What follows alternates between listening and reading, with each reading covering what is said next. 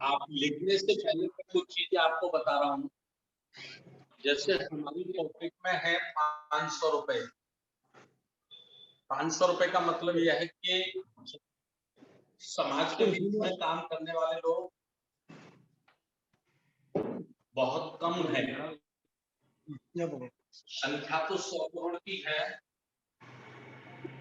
तो समाज के लोग काम करते हैं।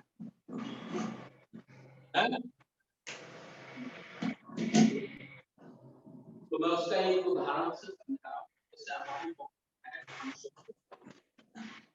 500 रुपए हमारी पॉकेट में है, जेब में है हमारे पास, और हमारे घर में आटा, दाल, चावल ये सब कुछ नहीं है। तो सर वॉइस नहीं आ रहा है।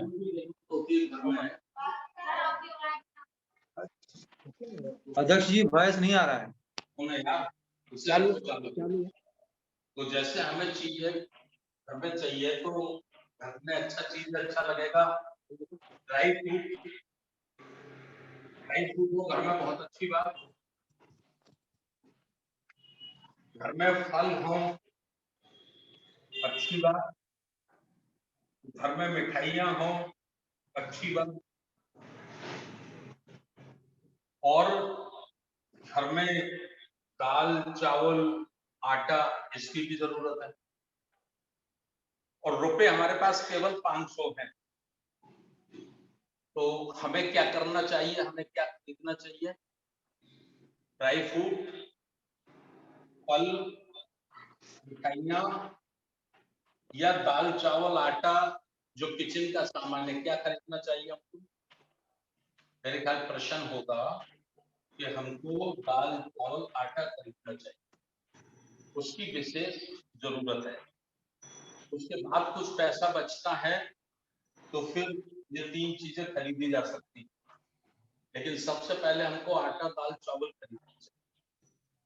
ये बात मैं इसलिए आप लोगों से कह रहा हूँ कि हमारे पास बहुत कम लोग हैं जो इस मिशन पे काम करते हैं।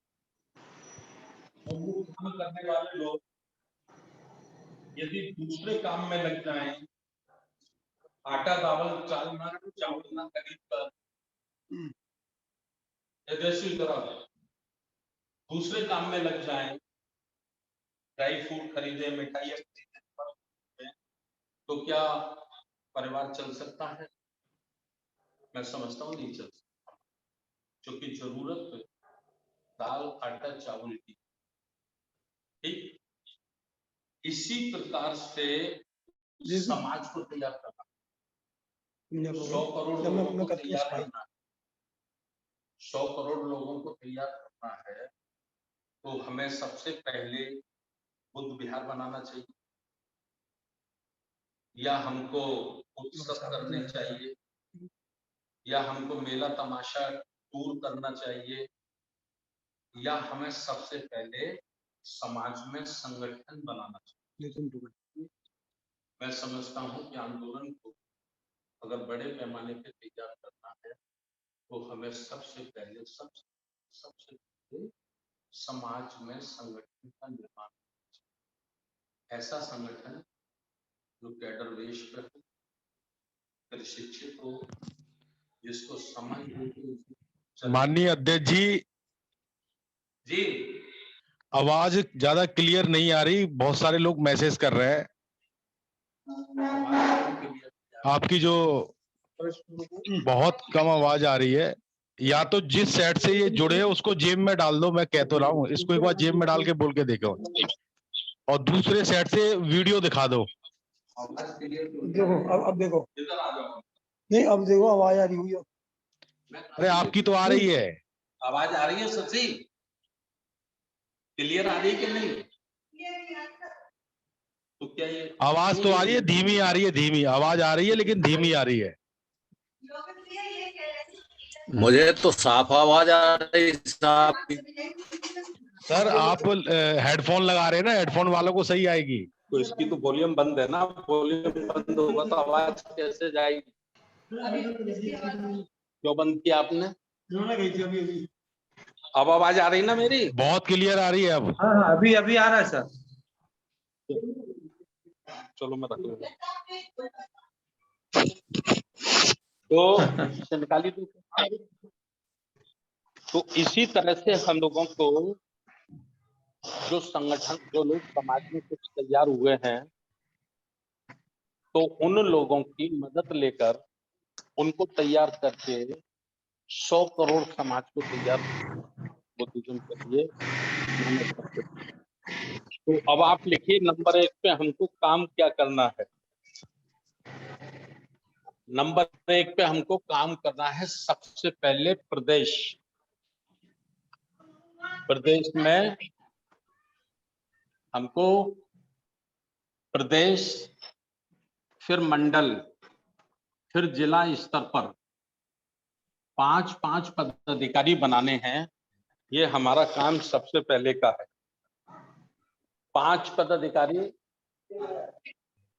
वो 5 पदाधिकारी जिनमें जैसे हमने पहले बताया था आपको कि 5-7 गुणों का होना बहुत जरूरी है। हो, समझ हो, समझाने की क्षमता हो, धैर्य हो, सहनशीलता हो, इस किस्म के तो 5-5 लोग हमको सिलेक्ट करने। सर वीडियो बंद हो गया, आपका वीडियो भी बंद हो गया। Sir video Mukesh Gautam RBM कार्यालय प्रभारी, वो आप उस पर चेक कर ले, वो आएगा। ये वीडियो बंद हो गया क्या? नहीं, वीडियो वो आ रहा है, लेकिन आप दूसरे साइड से वीडियो दिखा रहे हैं। ये क्यों बंद हो गया इसका? तो वीडियो वहां का क्यों बंद हो गया? वो दूसरे सेट से जुड़े हुए हैं। सभी साथियों से अनुरोध है, मुकेश गौतम आरबीएम कार्यालय प्रभारी, आप उनके मोबाइल पे वीडियो सुने, देखें।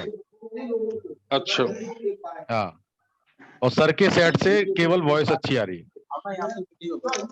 बता रहे हैं दूसरे साइड पर वीडियो देखो, लोग आपके फोन पे देखते हैं ना। तो ये 5-5 हमको बनाने हैं।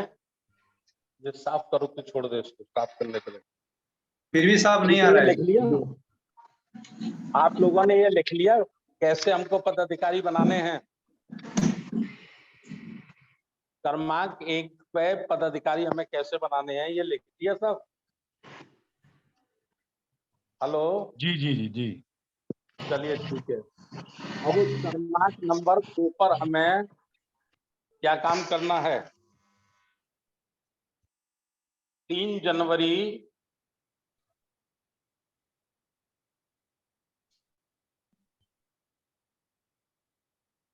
माता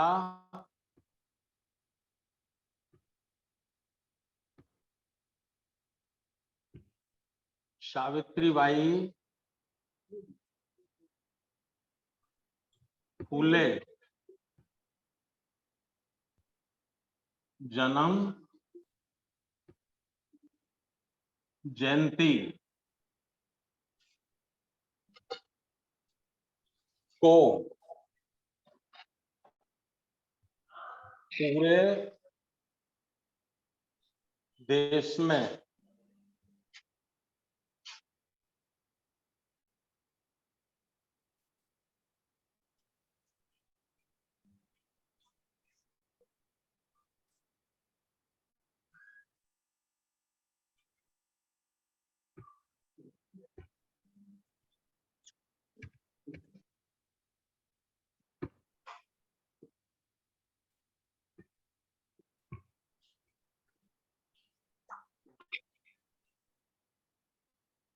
हमें सांस्कृतिक और अपने इतिहास को ले जाना है।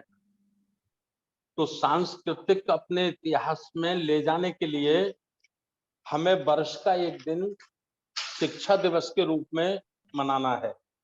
तो शिक्षा दिवस के रूप में जो हमें मनाना है वो 3 जनवरी माता सावित्रीबाई फुले का जन्म जयंती है।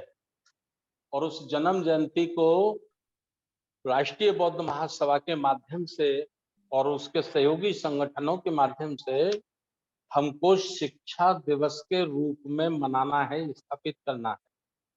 भारत में इस दिन को हमको शिक्षा दिवस के रूप में स्थापित करना है इसको। तो ये आप मानकर चलिए, अभी से हम लोगों को तैयारियां करनी। ये बात तो मैंने इसलिए आप लोगों को नोट कराई है कि इस पे हमारा पर्चा छपना चाहिए। हर जिले में कम से कम 10-10 हजार पर्चे निकल लें, ब्लू व्हाइट निकले, सस्ते वाले निकले, बहुत छोटे निकले, कोई बात नहीं, लेकिन शिक्षा दिवस, राष्ट्रीय शिक्षा दिवस, राष्ट्रीय शिक्षा दिवस के रूप में हमें इसे मनाना है, माता सावित्रीबाई फूले की जन्म जयंती को।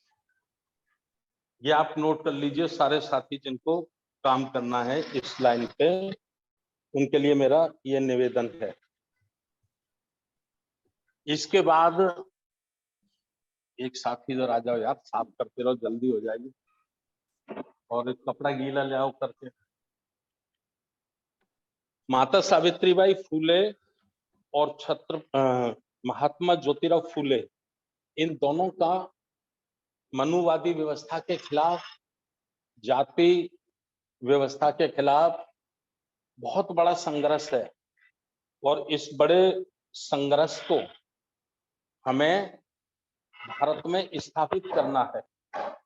हमें उनके संघर्ष को लोगों के जीवन तक ले जाना है। ये काम कर रहा है कि ये काम कर रहा है? तो लेकिन लोग तो दोनों थोड़ी देख रहे होंगे वहां। अच्छा, चलो ठीक है। तो ये इस तरह से हमको करना है ये काम। माता सावित्रीबाई फूले की जन्म जयंती 3 जनवरी को शिक्षा दिवस के रूप में हमें पूरे देश में इसको मनाना है, ठीक है? ये आप लोग लिख लीजिए। एक हमें दूसरा काम करना है, बाबा साहब डॉक्टर अंबेडकर का संदेश।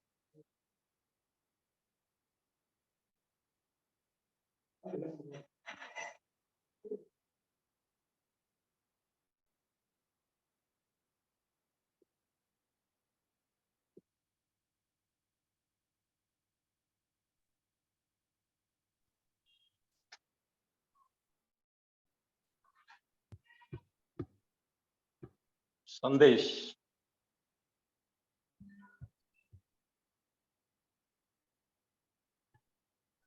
बड़ी मुश्किलों से मैं इस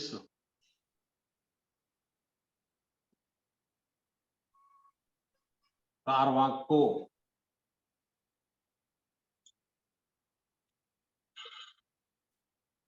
इस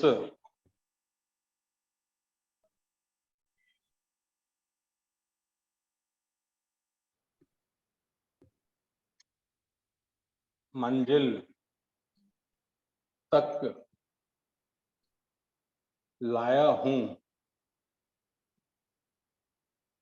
हे मेरे अनुयायियों, इससे अगर आगे ना ले जा सको तो कम से कम पीछे मत जाने देना। ये बात बाबा साहब डॉक्टर अंबेडकर ने कही 18 मार्च 1956 को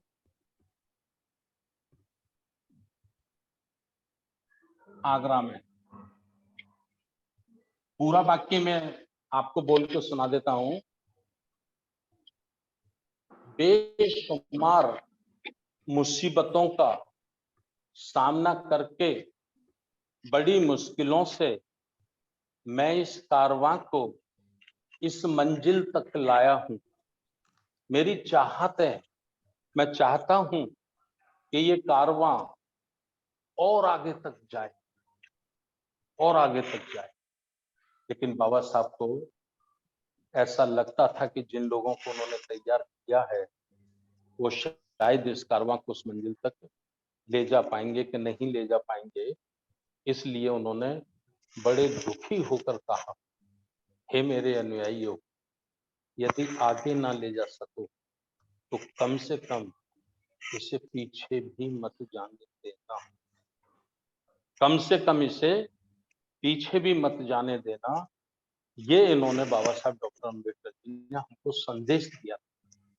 ये संदेश था उनका, अंतिम संदेश था ये आगरा की भूमि पे। साहब तो आप वीडियो हम लोग- इसी से दिखाओ, आपके वाले से सबको ब्लैक दिख रहा है। सबको ब्लैक दिख रहा है ऐसा बोल रहे हैं। हाँ, और ये रिकॉर्डिंग यहाँ के वीडियो में तो क्लियर आ रहा है माशा। जो माने रिकॉर्डिंग होगी वह भी ब्लैक वाली होगी। तो ये ब्लैक बता रहे हैं मास्टर साहब। हाँ, जो रिकॉर्डिंग हो रही है ना वो ब्लैक वाले की अच्छा होगी। ऐसा तो नहीं है, मैं समझ गया, मेरे वाले का होगा। जी, मैं इसका जो वॉइस आ रही है उसी को लगाओ, नहीं ये रिकॉर्डिंग होगी वो भी ब्लैक में ही आएगी। हाँ सही कह रहे हैं, ये रिकॉर्डिंग जो हुई है ना वो इसी से होगी। मुकेश जी वाले से नहीं होगी, रिकॉर्डिंग इसी से होगी। चलो हंसते ही कर लो यार, हंसते ही कर लो, छोड़ो मत लगाओ। ले रहा हूँ ये किलो। लगा लो ठीक है, बदल दिया कैमरा, बदल दिया, सही आ रहा ना? वो सही कह रहे हैं क्योंकि रिकॉर्डिंग तो उसी से होगी ना जिससे आवाज जा रही जी, होगी। अब ठीक है, ठीक है, अब ठीक हो गया, बिल्कुल क्लियर है। तो ये बाबा साहब का संदेश था। तो इस संदेश को हम लोग राष्ट्रीय बौद्ध महासभा के माध्यम से भारत में एक ऐतिहासिक संदेश दिवस मनाना चाहते हैं।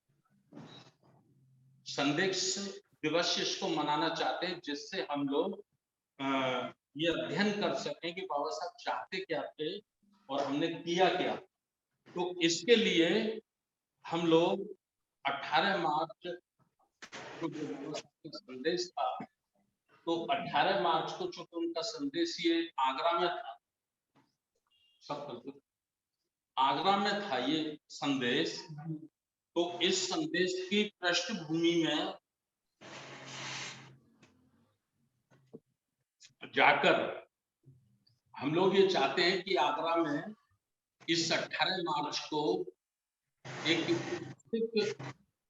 दिवस के रूप में मनाया जाए और एक ऐसा संदेश दिया जाए जो अभी राष्ट्रीय बौद्ध महासभा ने विचार करके ये योजना बनाई है कि हमारा जो धम्म सेवक संघ होगा वो हमारा बिल्कुल आरएसएस की तरह हो। धम्म सेवक संघ के माध्यम से हम अपने युवा वर्ग प्रशिक्षित करेंगे, प्रशिक्षित करके उनको मूवमेंट के लिए, मिशन के लिए तैयार करेंगे और तैयार करने के बाद फिर उसी में से हमारी लीडरशिप निकलेगी, उसी में से राष्ट्रीय बौद्ध महासभा के लिए लोग निकलेंगे, उसी में से सामाजिक न्याय परिषद के लिए लोग निकलेंगे, उसी में से सम्यक शिक्षा के लिए लोग निकलेंगे, या जितने भी हमारे सहयोगी संगठन होंगे तो वो उसी में से तैयार होके निकलेंगे। यानी हमारी प्रथम पाठशाला जो होगी, एक हम कह सकते उसे तपोभूमि जो होगी, वो हमारा धम्म सेवक संघ होगा। वहां से हम इसको तैयार करेंगे। तो इस बार प्रत्येक वर्ष आगरा में धम्म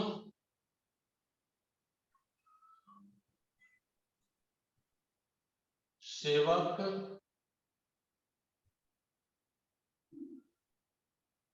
संघ का ये वाला जो होगा ये होगा प्रथम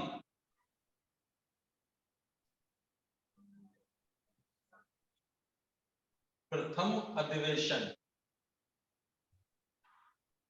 प्रथम अधिवेशन ये होगा आगरा में इस बार 18 मार्च 2023 को, और ये होगा हमारे जो धम्म सेवक संघ का जो नेशनल चीफ कमांडर है उसकी अध्यक्षता में, और इसमें हम उस दिन सारे लोग यूनिफॉर्म में होंगे, मतलब सारे लोग सैनिक होंगे, सारे लोग सेवक होंगे, सारे लोग सिपाही होंगे। ये तैयारी आप लोगों को करनी है। राष्ट्रीय बौद्ध महासभा के द्वारा राष्ट्रीय बौद्ध महासभा के द्वारा ये आयोजन होगा।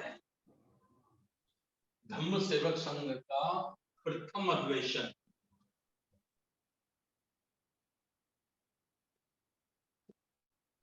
आगरा में 18 मार्च 2023 दिन शनिवार,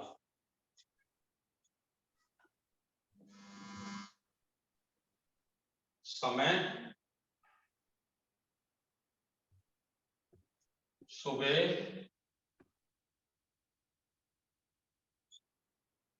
10 बजे से साय 5 बजे तक।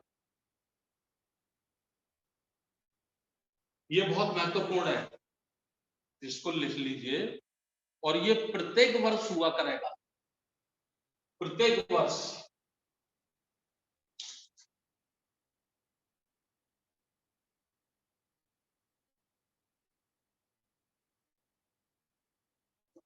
प्रत्येक वर्ष ये अधिवेशन हुआ करेगा। जैसे अभी इस वर्ष होगा 23 में तो प्रथम, 24 में होगा तो द्वितीय, ऐसे बढ़ता चला जाएगा।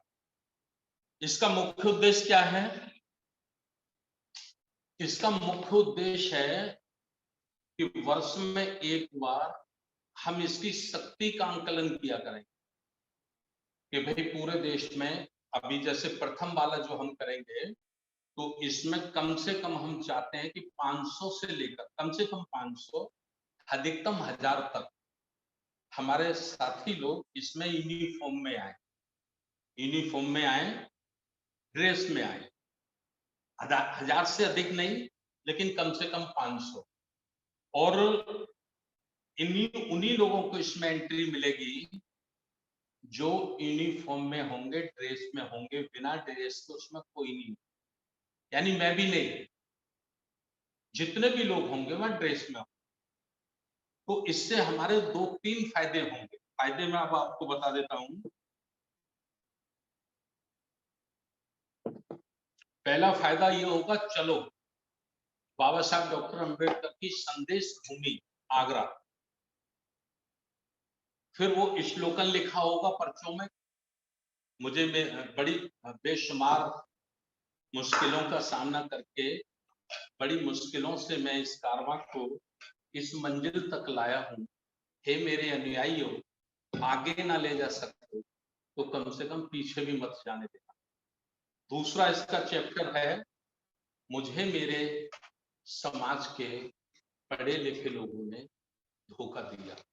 तो पूरा एक वर्ष का हम लोग आत्म चिंतन किया करेंगे बाबा साहब के 18 मार्च को, जो बाबा साहब का भाषण था, उनका संदेश था पूरी दुनिया के लिए, देश के लिए, उसके लिए एक हमें ये करना होगा। दूसरा, धम्म सैनिक की शक्ति कितनी बनी है, इसकी शाखाएं हमें गांव तक ले जानी, शहर नगर गांव में इसकी शाखाएं बनानी है। और सुबह 4 बजे से 5 बजे से ये शाखाएं लगा करेंगे। धम्म शाखाएं हम इनका नाम रखेंगे।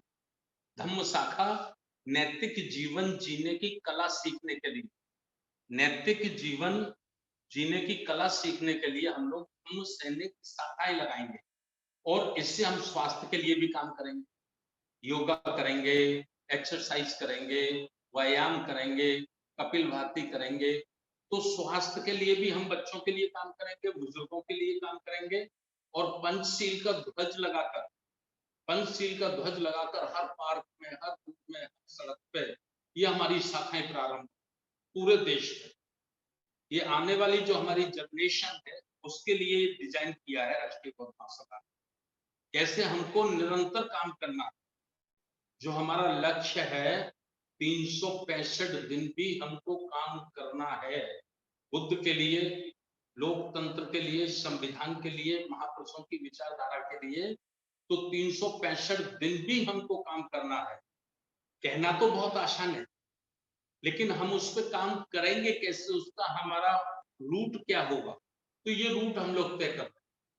ये रूट है कि हम लोग शाखाएं लगाया करेंगे सुबह 5 बजे से 4 बजे तक। बुजुर्ग भी आए, युवा भी आए, बच्चे भी आए, और उनका नाम होगा धम्म शाखा। धम्म शाखा अर्थात नैतिक जीवन जीने की शिक्षा ग्रहण करना और अपने स्वास्थ्य को ठीक करना। ठीक है ना? ये अगर ठीक है तो थोड़ा 2-4 लोग हाथ ऊपर कर दीजिए। ठीक है साहब, जैसे ठीक कुछ लोगों ने किया ठीक है। ऊपर। ठीक है। और एक ये हमारा प्रत्येक वर्ष का बन जाएगा। हम अपनी बढ़ाते चले जाएंगे। जैसे प्रथम अधिवेशन में अगर हम 1000 लोग इकट्ठा होते हैं यूनिफॉर्म में, तो द्वितीय अधिवेशन में कम से कम 2000 लोग यूनिफॉर्म में हों। तीसरे अधिवेशन में 3000 होंगे, चौथे में 4 होंगे, पांचवें में 5 होंगे। ऐसे हम अगर ये बढ़ाते जाएंगे, बढ़ाते जाएंगे, बढ़ाते जाएंगे, बढ़ाते जाएंगे, तो एक दिन ये होगा कि इसके लिए हमें बहुत बड़ा ग्राउंड चाहिए। 18 मार्च को बहुत बड़ा ग्राउंड, जिसमें 1 लाख लोग यूनिफॉर्म में हों। हमारे युवा, खास करके उसमें युवाओं को हम लोग फोकस करेंगे। तो 1 लाख जब युवा हमारे यूनिफॉर्म में होंगे, तो मुझे नहीं लगता कि फिर किसी की हिम्मत संविधान को बदलने की या लोकतंत्र को कमजोर करने की पड़ जाए, या बाबा साहब डॉक्टर अम्बेडकर, साहू फूले, संत रविदास महापुरुषों की विचारधारा के साथ छेड़छाड़ करने की किसी की हिम्मत पड़ जाए। होगी नहीं। हमें काम करना। देखिए, भाषणों से कुछ नहीं होता, हम किताबें लिखते कुछ नहीं होता। हमें काम करना होगा, जमीन पे हमें काम करना होगा। तो ये मैंने आप लोगों को बताया, इसको लिख लीजिए। चौथे नंबर पर जो हमें लिखना है, 4 नंबर पर, वो है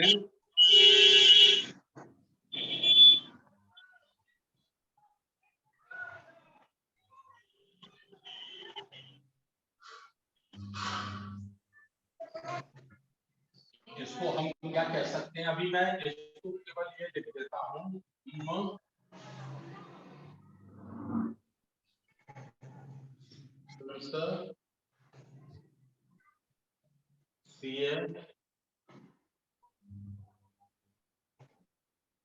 बोर्ड भी कह सकते हैं, परिषद भी कह सकते हैं। तो ये नाम इसका फाइनल कर लेंगे। तो ये हमको बनाना है और जल्दी अब बनाना है। पिछले 4-5 वर्षों से हम लोग इसमें लगे हैं, और इसकी संख्या होगी 100 भी हो सकती है, 125 भी हो सकती है। 100 से कम नहीं होगी, 125 से ज्यादा नहीं। ठीक है। धम्म संसदीय बोर्ड या धम्म संसदीय परिषद, कोई भी राम तो इसका जो रेशियो होगा वो करीब 20 राज्यों से होगा। ये 100 लोग करीब 20 राज्यों से होंगे और 25 लोग अन्य राज्यों से।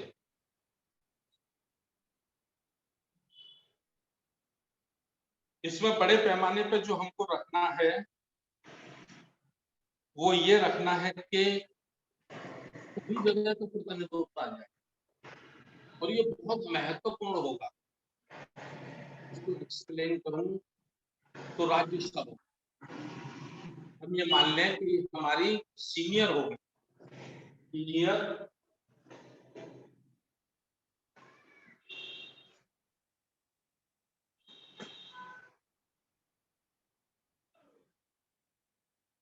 जैसे अमेरिका में लोग इसे सीनेट कहते हैं। सीनियर होगी ये। जो गहन मुद्दे हैं अंतरराष्ट्रीय, देश के साथ साथ, भारत के साथ साथ जो अंतरराष्ट्रीय मुद्दे हैं, अंतरराष्ट्रीय मुद्दे, इस वाला वीडियो हो रहा है तो इसी पे ध्यान रखो। तो अंतरराष्ट्रीय जो मुद्दे हैं उन सब पे ये रहेगा हमारा सीनियर सीनेट, ठीक है। और इसमें 3 बार में लोग आया करेंगे, जैसे राज्यसभा में जाते हैं, या आप समझ लियो सेम राज्यसभा। ये बोर्ड कभी खत्म नहीं होगा, ठीक है। ये हमारा बहुत महत्वपूर्ण बोर्ड बनेगा। सारी पॉलिसी इसी में तय हुआ करेगी। राष्ट्रीय बौद्ध महासभा की, धम्म सैनिक की, सामाजिक न्याय परिषद की, जितने भी हमारे सहयोगी संगठन होंगे उन सब की भी सब इसी में हुआ करेगा, ये रहेगा, ठीक है। और हमारा रहेगा, इसमें नहीं, धम्म संसद।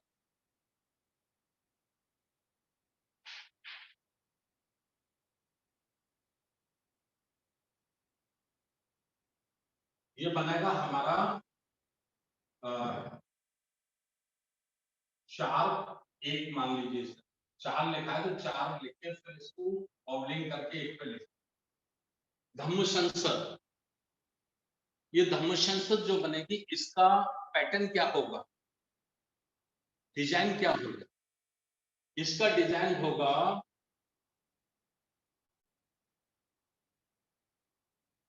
प्रत्येक लोक सभा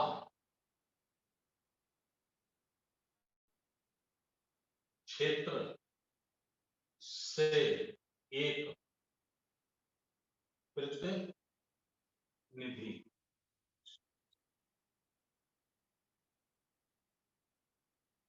भारत में जैसे 543 लोकसभाएं हैं, तो 543 लोकसभा से, प्रत्येक लोकसभा से एक इसका प्रतिनिधि होगा, जरूर, अनिवार्य। जितने में जल्दी उपलब्ध हो जाएंगे हम लोग कर लेंगे, जो लोकसभाएं छूट जाएंगी उनमें हम सबको मिलकर प्रयास करना है। तो इसकी संख्या कितनी होगी? इसकी संख्या हो गई 543, तो लोकसभा के हिसाब से हो गई, ठीक है। और कुछ हमें इसमें नामित करने थी, नामित मनोनयन तो सबका ही होगा, लेकिन वो निर्वाचन क्षेत्र से अलग होंगे। जैसे ये तो लोकसभा हो गया, जैसे होगा भंते, ये हमको कुछ नामित करने होंगे, भंते इसमें लागे, ठीक है।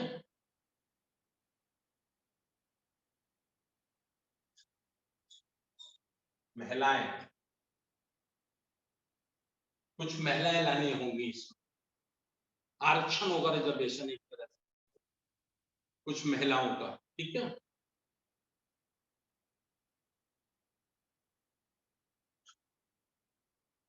युवा, कुछ युवाएं होंगे,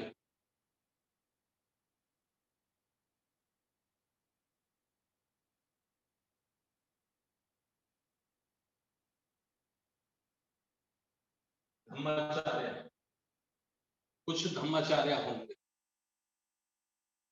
ये सब बैठ के, जो ये पार्लियामेंट, 100वां पार्लियामेंट बैठेगा, तब ये सब तय करेगा कि हमको इसमें इन टोटल जो बनाना है वो बनाना है संसद 808 का।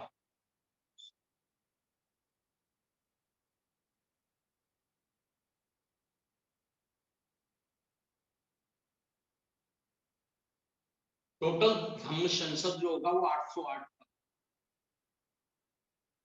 बढ़ाए जा सकते हैं, घटाए जा सकते हैं, जो सबकी राय आएगी उसके अनुसार, लेकिन 8 का शब्द हम जरूर रखेंगे। इसलिए रखेंगे जिससे हम अष्टांग मार्ग पर इंडिकेट कर सकते हो। ठीक है ना, समझ रहे हैं आप सब लोग? धम्म संसद होगी जिसकी संख्या होगी कम से कम 808, और साथ ही बढ़ाना चाहेंगे तो इसको बढ़ा के टोटल 1008 भी कर सकते हैं। वो सबकी जो राय होगी उसमें करते हैं। इसका भी वर्ष में एक अधिवेशन हुआ करेगा। धम्म संसद का एक अधिवेशन वर्ष में एक बार हुआ करेगा, और इनसे सारे प्रस्ताव लिए जाया करेंगे। ये अपने सुझाव प्रस्ताव सीनेट को देंगे। जो 100 सदस्यों का पार्लियामेंट बोर्ड बनेगा उनको ये अपने सुझाव दिया करेंगे। फिर उस 100 लोगों की जो एग्जीक्यूटिव कमेटी होगी वो सबको क्रमवार लगा के विचार किया करेगी, और विचार करके उसमें कितनी चीजें अच्छी हैं, कितने सुझाव हमने उसमें ले लेने हैं, कितने को नहीं ले लेना है, ये अधिकार जो होगा वो सीनेट का है। सीनेट का ये अधिकार होगा। तो इस तरह से हम लोगों को साथियों ये काम करना है। और मैं आपको एक बहुत बड़ी चीज से अवगत कराने के लिए जा रहा हूं। हमारे सामने जो चुनौती है, बहुजन समाज को हजारों वर्षों से घेराबंदी की है मनुवादी लोग।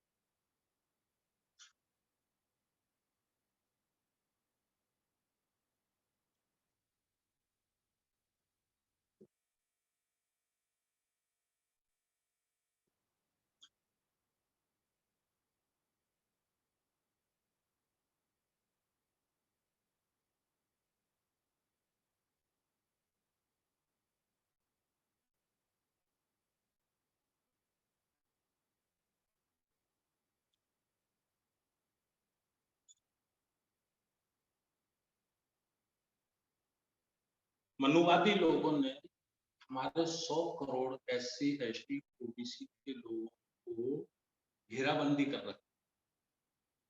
1000 से ज्यादा NGO बनाए हैं। NGO के माध्यम से उन्होंने यहाँ पर उनकी जबरदस्त घेराबंदी कर रखी।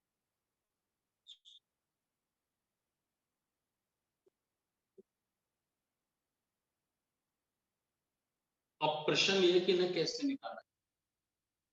मैंने पिछले 2 महीने से इस पे एक्सरसाइज किया बहुत। तो हमारे समाज में, शेड्यूल कास्ट में या आदिवासी समाज में या OBC समाज में कुछ लोग निकलते हैं, कुछ लड़कियां निकलती हैं, तो उनको वो जब काम करना चाहती हैं समाज में, तो बंद कर दो। सर ठीक से वॉइस नहीं आ रहा है, बंद कर दो। इको हो रहा है। तो दूसरा डिवाइस बंद कर दीजिए सर। प्रकट करती हैं तो वो हमारे मिशन से मिलता जुलता, अम्बेडकर मिशन से मिलता जुलता नाम रख लेते हैं और उसी पर उनकी घेराबंदी कर देते हैं और NGO बना देते हैं। NGO के माध्यम से सरकारें उनके पास हैं, सरकारों से उनको थोड़ा बहुत काम दे देते हैं, काम के माध्यम से उनको पैसा दे देते हैं, और पैसा के माध्यम से वो लोग इसमें फंस जाते हैं। ये मैंने पिछले 2 महीने से बड़ा अध्ययन किया है, और बड़ी तेजी से ये काम चल रहा है। जो रूरल एरिया है, जैसे आदिवासी बेल्ट है, या हमारे SC OBC के भी जो बेल्ट हैं, जो रूरल बेल्ट है, तो उनमें मैंने देखा है कि जिन बच्चों की कुछ काम करने की तमन्ना है या काम करना चाहते हैं, तो उनको उन्होंने एनजीओ के माध्यम से घेर लिया, उनकी घेराबंदी कर ली। तो इस घेराबंदी से हमको कैसे मुक्त होना है, इसके लिए ये सब करो बेटा, इसके लिए आप सब लोग गहराई से अध्ययन करो, चिंतन करो। ये बहुत बड़ा एक चक्रव्यूह है जिससे हम लोगों को बाहर निकलना है, समाज को निकालना है खास करके। तो कैसे निकाला जा सकता है, इस पे हमें काम करना होगा। तो अभी ये है अपना 6 नंबर। 6 नंबर पर हमें काम करना है सदस्य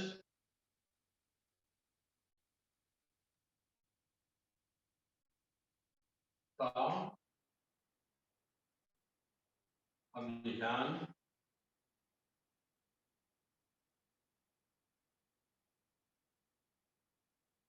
कैसे। तो अभी बहुत बड़ा सदस्यता अभियान हमको नहीं चलाएंगे भी तो हम कामयाब नहीं हो पाएंगे। बहुत बड़ा यदि हम करते हैं तो हम कामयाब नहीं। तो हमें इसके लिए कभी शुभारंभ में जब शुरू हम लोग कर रहे हैं तो बहुत छोटा पैटर्न इसके लिए हमने रखना है। छोटा पैटर्न इसलिए रखना है कि उसमें 2 बातें आती हैं। एक आती है भाई हमको पदाधिकारी बनाना है, तो पदाधिकारी व्यक्ति कैसे बनेगा, जब सदस्य नहीं होगा तो पदाधिकारी नहीं हो सकता। और पदाधिकारी सदस्य बनाने के लिए पदाधिकारी चाहिए, लोग चाहिए। तो इसको हमने अभी जो रखा है बड़ा छोटा सा रखा है। सबसे पहले हमने रखा है जैसे प्रदेश, तो मात्र 25 सदस्य, मात्र 25 सदस्य बना प्रदेश कमेटी को। फिर दूसरा है अपना मंडल, संभाग भी कहते हैं कई लोग। तो इस कमेटी को भी 25 मेंबर बनाने हैं, बस ज्यादा नहीं है। 5-5 लोग बनने हैं यहाँ लोग होंगे 5, सदस्य बनाएंगे 25। यहाँ लोग होंगे 5, सदस्य बनाएंगे 25। ठीक है, यहाँ लोग होंगे 5, सदस्य बनाएंगे 25। इस तरह से बनाना है। इसी तरह से फिर जिला या पदाधिकारी होंगे 5 और सदस्य बनाने हैं 25। ठीक, जहां जैसे मध्य प्रदेश में थोड़ा काम तेजी से चल रहा है तो महानगर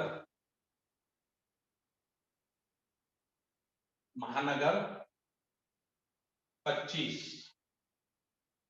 सदस्य बनाने हैं, 5 पदाधिकारी। नगर पालिकाएं, नगर पालिकाएं हैं, 5 पदाधिकारी होंगे, सदस्य बनाने हैं केवल 25। यह हो गया विधानसभा।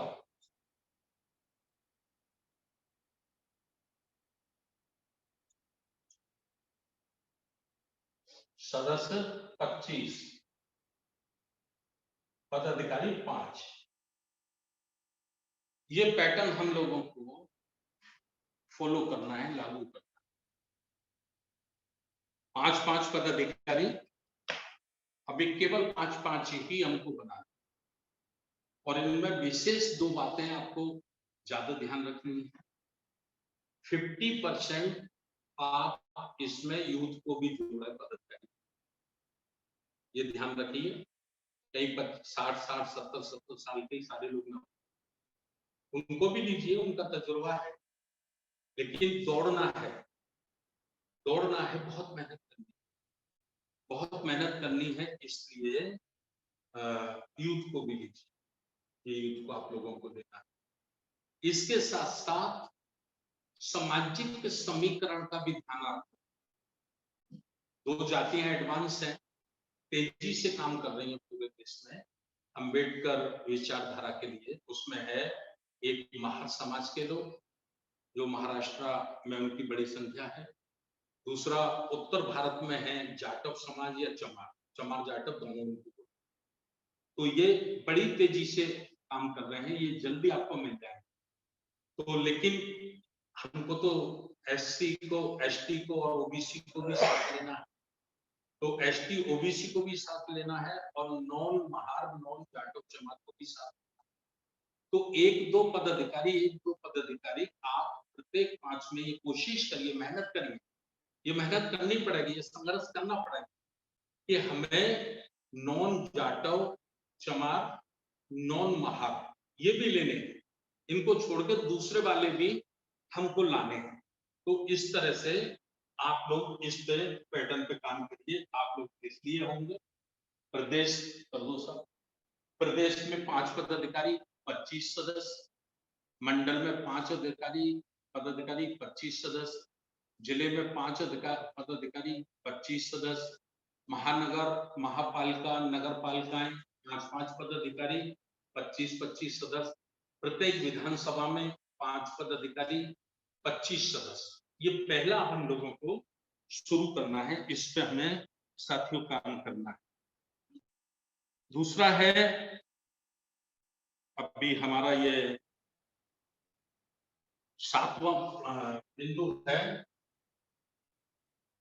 7वां बिंदु है हमारा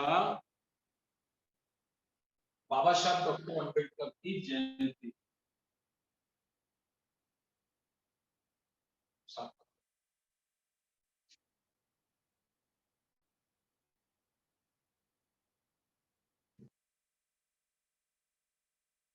महात्मा फुले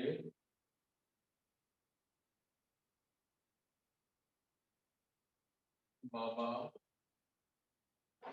साहेब डॉक्टर अम्बेडकर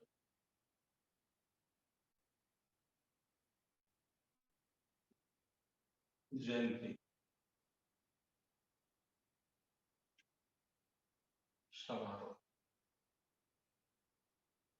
1 अप्रैल से 30 अप्रैल तक, 1 अप्रैल से 30 अप्रैल तक हमें इन दोनों महापुरुषों की जयंती मनानी। इनकी है 11 अप्रैल और बाबा साहब की है 14 अप्रैल।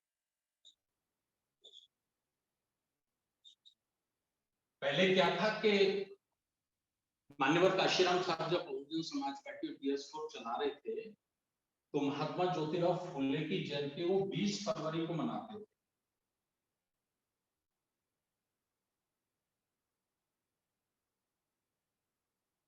बीस फरवरी को मनाते थे, पुराने सारे साथी जानते। लेकिन महाराष्ट्र सरकार ने पता नहीं कौन सा गजट किया, कौन सा कहां से वो लोग ढूंढ के लाए, तो उन्होंने 2 प्रमुख डेटों में तब्दीली कर दी। एक तो 20 फरवरी को इसको उन्होंने 11 अप्रैल कर दिया, एक ये उन्होंने बदलाव किया। दूसरा मान्यवर साहब 26 जुलाई को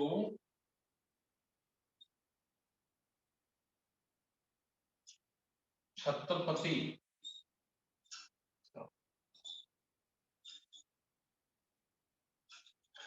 राहुल जी महाराज जयंती मनाते थे। तो इन्होंने क्या किया कि इसमें भी कोई ढूंढ ढकोल के ले आए और उसको बजट कर दिया और ये 26 जुलाई की वजह उसे 26 जून कर दिया।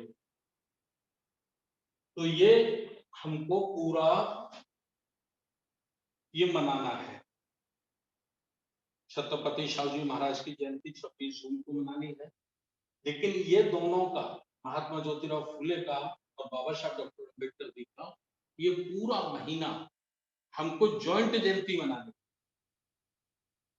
हमको ओबीसी को तैयार करना है, पिछड़े वर्गों को तैयार करना है, तो उनके बीच में हमको जाना।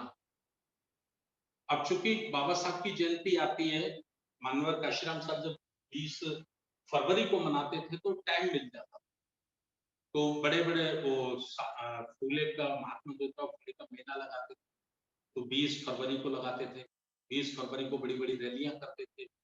लेकिन अब उसको क्या किया कि वो 20 फरवरी तो गवर्नमेंट ने, महाराष्ट्र गवर्नमेंट ने उसको निरस्त कर दिया, उसको 11 अप्रैल। अब 11 अप्रैल एकदम शून्य सी हो गई, शून्य सी, जैसे सारे लोग बाबा साहब की जयंती में लग जाते, बाबा साहब की जयंती में लग जाते हैं, तो फिर ये अपने राष्ट्रपिता फुले जी को हम लोग भूल जाते। तो इस बार राष्ट्रीय बौद्ध महासभा के माध्यम से तो एक नई परंपरा शुरू करनी, और वो नई परंपरा शुरू करनी है कि हमें अप्रैल का पूरा महीना फूले और अंबेडकर साहब की जयंती, दोनों का फोटो, दोनों का नाम, दोनों का जीवन संघर्ष, ये हमें करना है। ये बातें जो मैं कह रहा हूं, आप लोग जो नोट कर रहे हैं, कितने लोग जुड़े होते हैं? 150। तो जितने लोग इसे नोट कर रहे हैं, वो ये नहीं कि ये फाइनल है, आप इसमें अगर बेहतर हो सकता है तो अपना सुझाव ऐड कर सकते हैं। अभी मैं ये प्रस्ताव के रूप में ये रख रहा हूं। दूसरा हमको क्या करना है कि अभी हमने सामाजिक न्याय परिषद का गठन किया, और सामाजिक न्याय परिषद का जो गठन किया है उसका मुख्य उद्देश्य है जो समाज आज तक बुद्ध के आंदोलन से, साउ फुले के आंदोलन से, बाबा साहब के आंदोलन से वंचित रह गया है या अभी तक नहीं जुड़ पाया है, उस समाज को हमको जोड़, तो उस समाज को हमें जोड़ना है, तो उसके लिए हमें काम करना, हमें जोड़ना है, जोड़ना चाहिए, जोड़ना चाहिए, जोड़ना चाहिए। ऐसे कहने से कुछ नहीं होने वाला, ऐसे केवल कहने से बात नहीं बनने वाली, तो उसको हमें, तो इसके लिए हमने सामाजिक न्याय परिषद को एक साथ पूरे देश में तैयार कैसे किया, तो उसके लिए हमने एक रखा है 3 अप्रैल,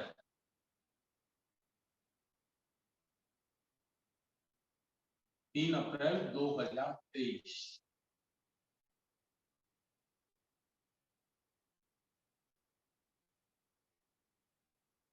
सामाजिक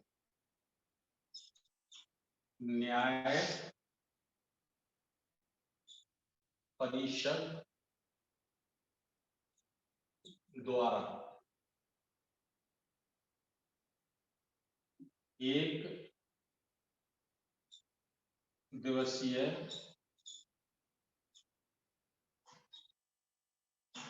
धरना एवं प्रदर्शन,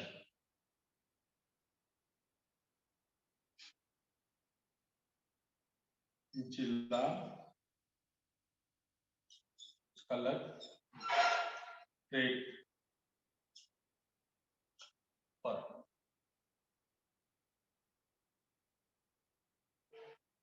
3 अप्रैल दिन सोमवार, ये हमें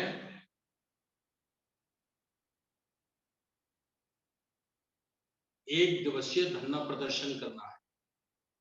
इसमें 5 सूत्री मांगे, 10 सूत्री मांगे, हम लोग बना लेंगे ज्ञापन, और जो वो ज्ञापन बनाना है वो हमको सबसे पहले उसमें कुछ होना है, तो ये लिखना है कि ओबीसी की 52% संख्या है 1931 की जनगणना, तो उसको 52% तो दो कम से कम, आज आप जनगणना कराओगे ओबीसी की तो 60% से ऊपर निकल, लेकिन चलिए 52 दीजिए, और देना कहाँ है? Supreme court.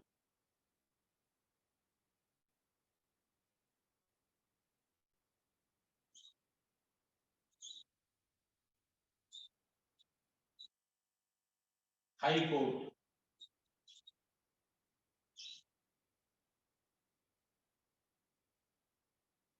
सीनियर आईएएस,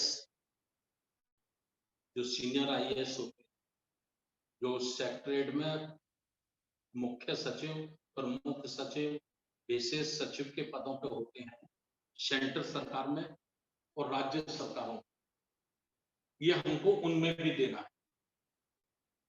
सही मायने में मैं आपको जानकारी दे रहा हूं, प्रधानमंत्री मुख्यमंत्री नहीं चलाते सरकार, सरकार ये सीनियर आईएएस ही चलाते। और जो आदेश जारी होता है जिसपे साइन होते हैं ना, वो कभी वो प्रधानमंत्री और मुख्यमंत्री के साइन से आदेश जारी नहीं होता। आदेश सदैव आईएएस के ही साइन से जारी होता है, जो जिस विभाग का प्रमुख सचिव होता है, विशेष सचिव होता है, सचिव होता है, उसके। तो इसमें आज तक हमने ध्यान नहीं दिया है, सेक्रेटरीट में हमने ध्यान नहीं दिया। हम ये तो कहते हैं हमारे कितने आईएएस, कुछ आईएएस है तो उनको लगा, किसी को औषधि पे लगा दिया है, किसी को राज्यसभा में बिठा रखा है, किसी को कहीं बिठा रखा है, किसी को और कहीं बिठा रखा है। यदि कुछ आईएएस बन भी गए हैं तो उनको सरकार का भाग नहीं बनने दिया जाता। तो हम चाहते हैं कि सरकार में भी उनकी हिस्सेदारी हो। अगर 60 विभाग सेंट्रल सरकार में तो 60 सीनियर आईएएस उसके प्रमुख सचिव होते हैं, 60 सीनियर आईएएस उसके विशेष सचिव होते हैं, 60 आईएएस उसके सचिव होते हैं। तो वो 180 हो गए। उन 180 200 आईएएसओ में जो सरकार चलाते हैं, जो आदेश बनाते हैं, जो योजनाएं बनाते हैं, जो योजनाओं को लागू करते हैं, उनमें हम जीरो है, शून्य है। कहीं 2 4 5 है एससी और एसटी में तो 2 4 5 मिल जाएंगे आपको, लेकिन ओबीसी जीरो है। तो जो 3 अप्रैल को धरना प्रदर्शन होने वाला है, उसमें विशेष रूप से हमको जो उपेक्षित वर्ग है आज तक, खास करके ओबीसी, उसको हमको उसमें लाना है। एक मांग ये हमको रखनी है, सुप्रीम कोर्ट में हिस्सेदारी हो, ये हमको रखनी है। मिलिट्री पर पूरा फोर्स में मिलिट्री में हमारी भागीदारी हो, तो ये रखनी है। शिक्षा के एजुकेशन, प्रोफेसर, असिस्टेंट प्रोफेसर लगभग शून्य है ओबीसी, कोई प्रतिशत नहीं उनका।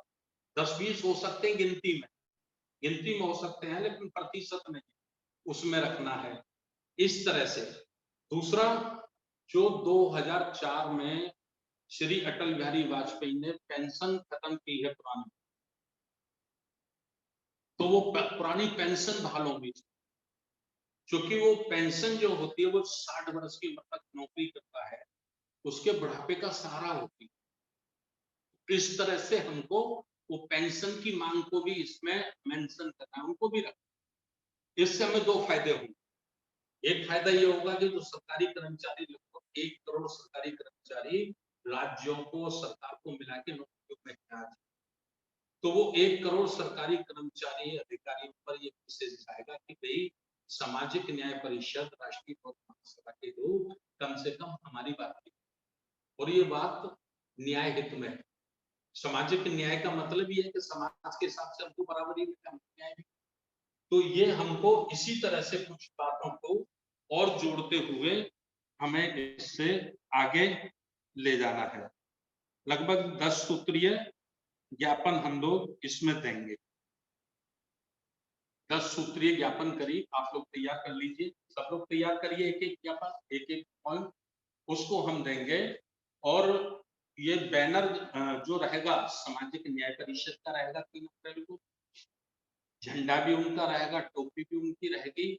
इसके लिए आपको अभी से जो ज्ञापन पत्र देना है या ज्ञापन देने की परमिशन लेनी है प्रशासन से, तो उसके लिए जिलाध्यक्ष की जरूरत है। जिलाध्यक्ष हैं, जिला संयोजक, तो उनके लेटर हेड बनेंगे।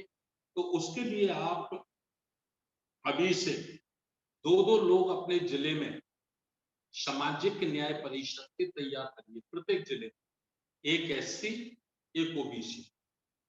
अगर एसटी का कहीं माहौल है तो फिर एक ओबीसी, एक एसटी, इस तरह से आप करिए।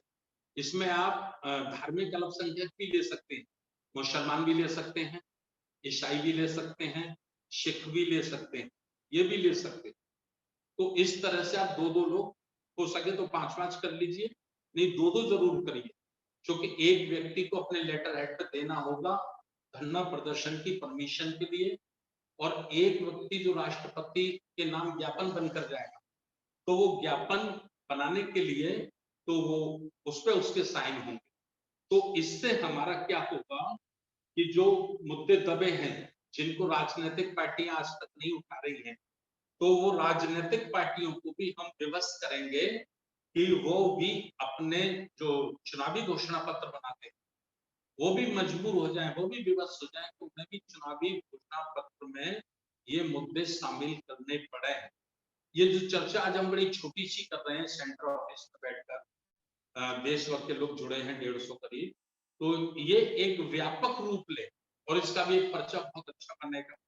तो इस तरह से ये काम हम लोगों को करना है, ये मैंने आपको बताया, इसको ध्यान से आप लोग समझ। 8वां है हमारा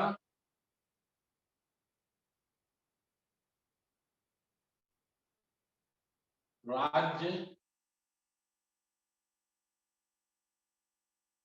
स्तरीय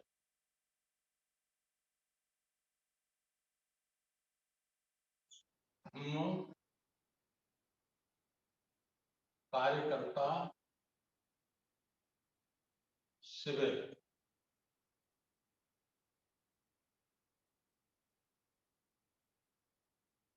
देखिए, जैसा मैंने आपको परसों बताया था कि जब राष्ट्रीय लोक महासभा बनाई गई थी, तब हमारे पास, हमारे सामने सबसे बड़ी समस्या थी कि बुद्ध की चर्चा कैसे हो। इसीलिए जितने सम्मेलन, जितने प्रशिक्षण 5 वर्ष तक हुए, उनका विषय होता था बुद्ध धर्म की धीमी गति क्यों, बुद्ध धर्म की धीमी गति क्यों, इस विषय पर हम लोग सेमिनार करते थे। इस विषय पे प्रशिक्षण हमारे आचार्य इंजीनियर किशोर साहब, आदरणीय बाबूजी रामकिशन अशोकन साहब और जो भी उस समय की हमारी टीम थी, तो ये काम करते थे। उस समय समस्या ये थी कि लोग बुद्ध की बात नहीं करते। तो हमने सबसे पहले जो काम शुरू किया वो इस पॉइंट पे शुरू किया कि भाई बुद्ध की बात शुरू होनी चाहिए, बुद्ध की बात शुरू होनी चाहिए। लेकिन आज 15 वर्षों में हमें बड़ी खुशी है, हम बहुत खुश हैं, राष्ट्रीय बौद्ध महासभा को ये सफलता मिली कि आज 1-2 नहीं, हजारों लाखों लोग बुद्ध की बात कर रहे हैं, बुद्ध की बात कर रहे हैं। ये बड़ी कामयाबी हमको मिली है, तो ये अच्छी बात है, खुशी की है। लेकिन इसमें हमारे साथ में सबसे पहले ये देखना है कि धोखा तो नहीं है, धोखा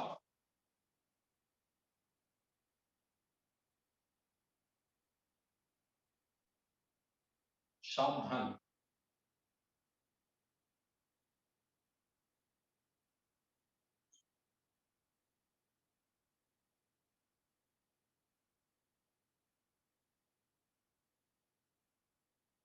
ये जो बुद्ध की बात कर रहे हैं, हमें धोखा तो नहीं दे रहे।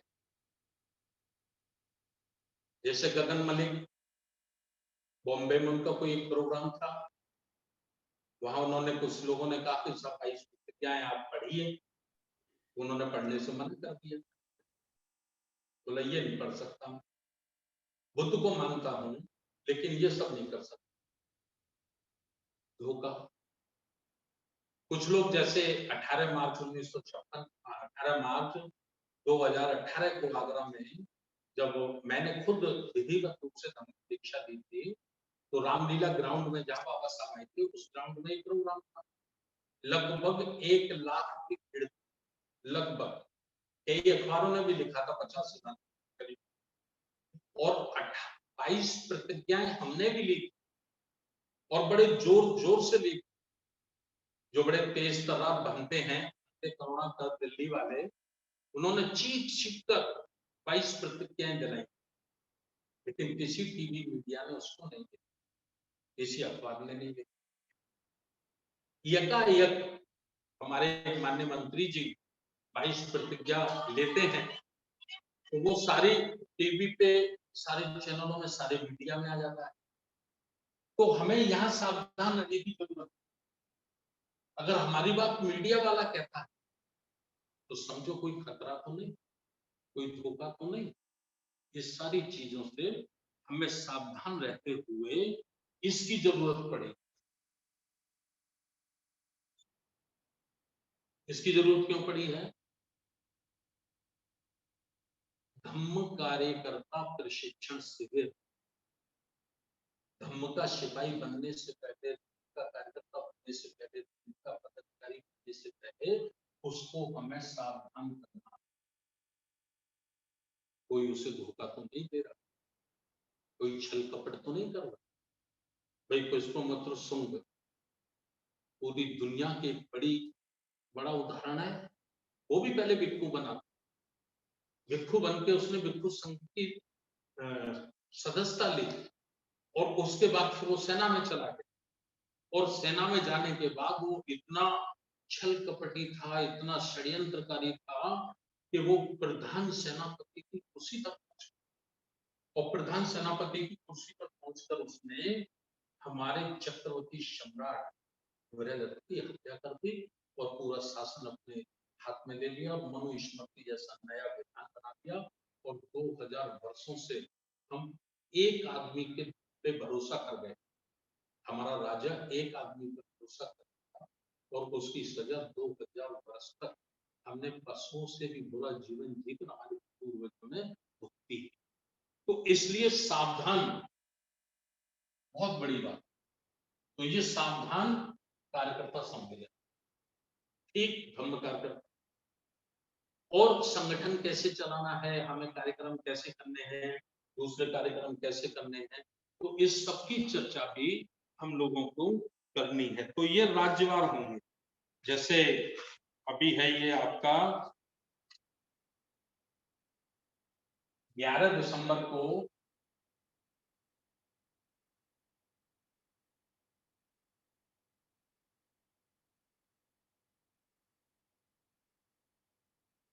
पटना में है, बिहार पटना।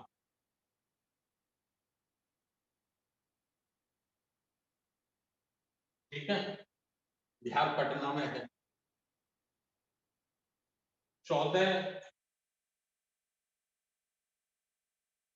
जनवरी को 23 ये रायपुर में है।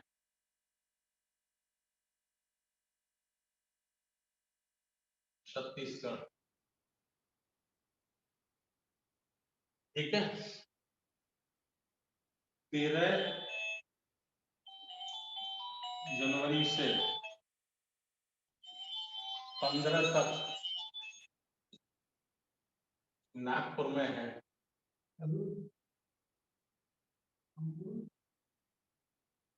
महाराष्ट्र।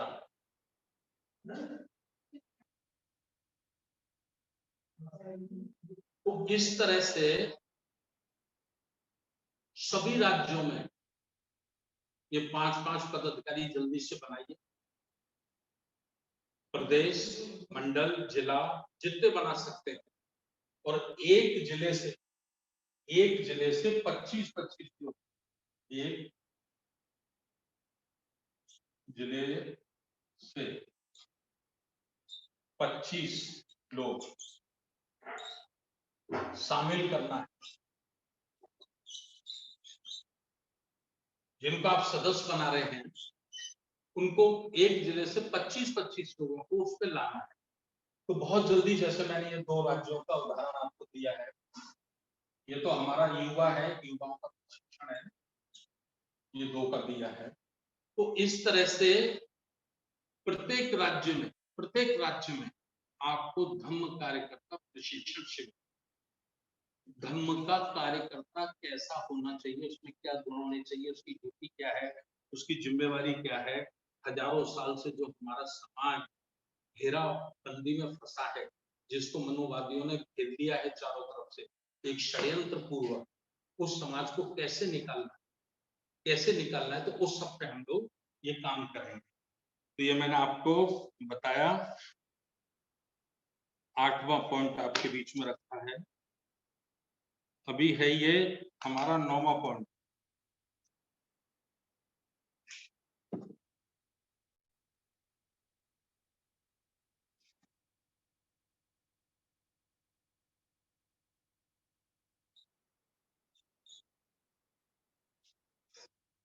केंद्रीय कार्यालय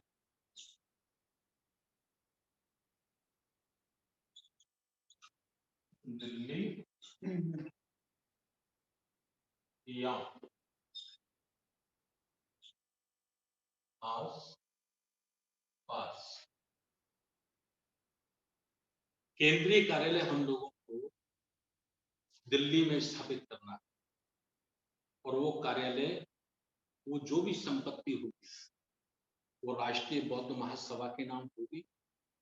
और मैं बहुत स्पष्ट एक बात और आपसे बताऊं, एकदम स्पष्ट, राष्ट्रीय बौद्ध महासभा के रूप में भी उसमें मेरा नाम नहीं, ना मेरा नाम होगा, ना मेरे परिवार का नाम होगा, ना ही आगरे के किसी व्यक्ति का नाम हो सकता।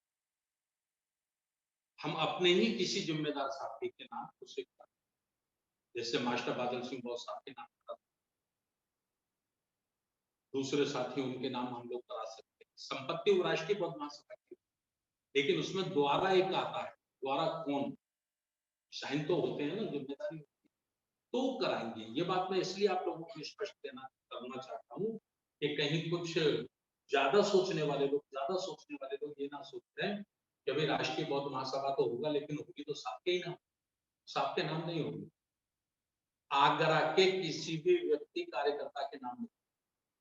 ठीक है, ये मैंने आपको इसलिए स्पष्ट। अच्छा, इसकी अनुमानित लागत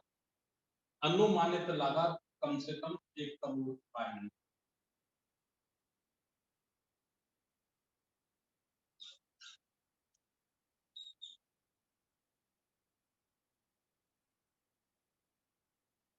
कम से कम 1 करोड़ इसकी लागत।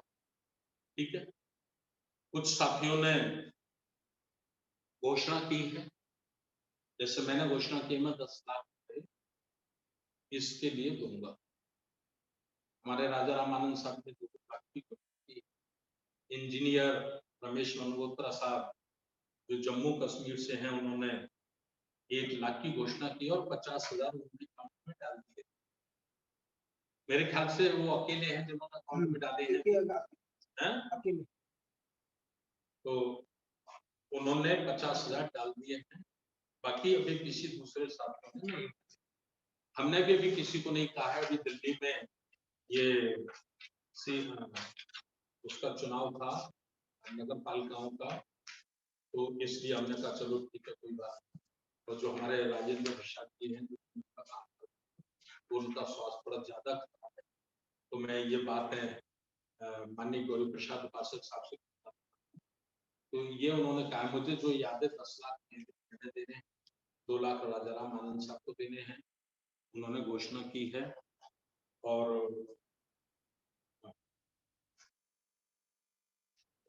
1 लाख की शुद्धोधन बनबड़े साहब जी ने महाराष्ट्र से घोषणा की है। और रमेश चंद्र वनकोत्रा साहब के तो 50,000 आई गए हैं।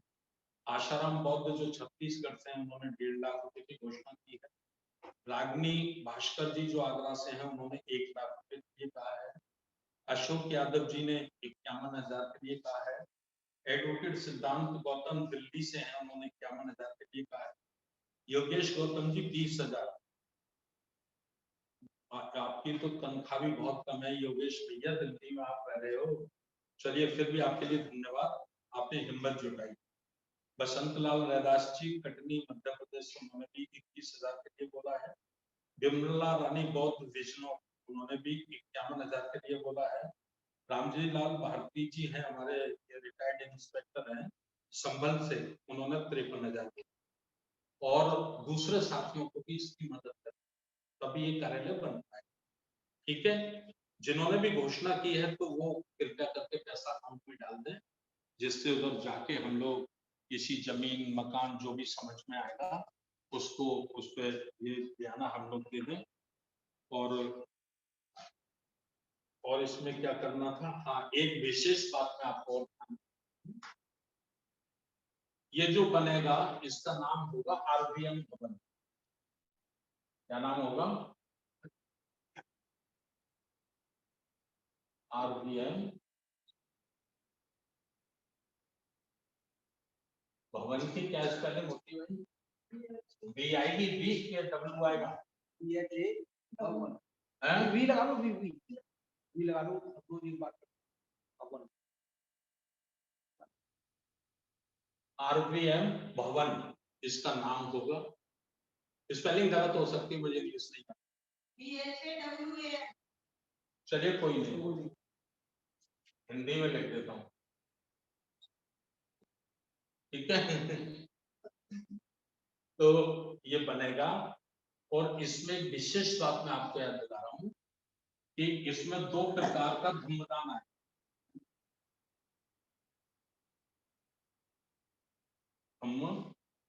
दान ये होगा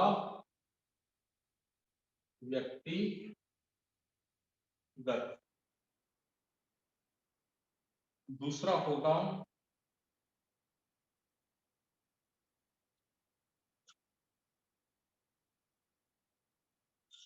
समाज के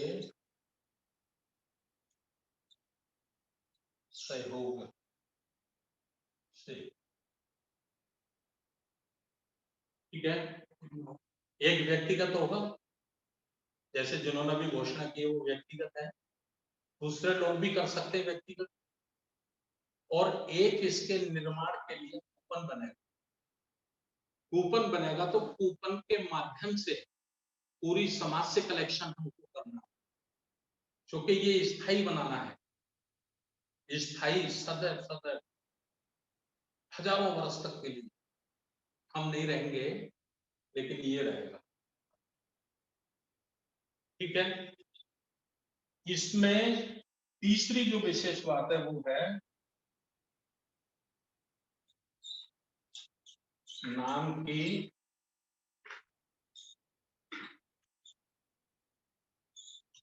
पट्टिका लगेगी।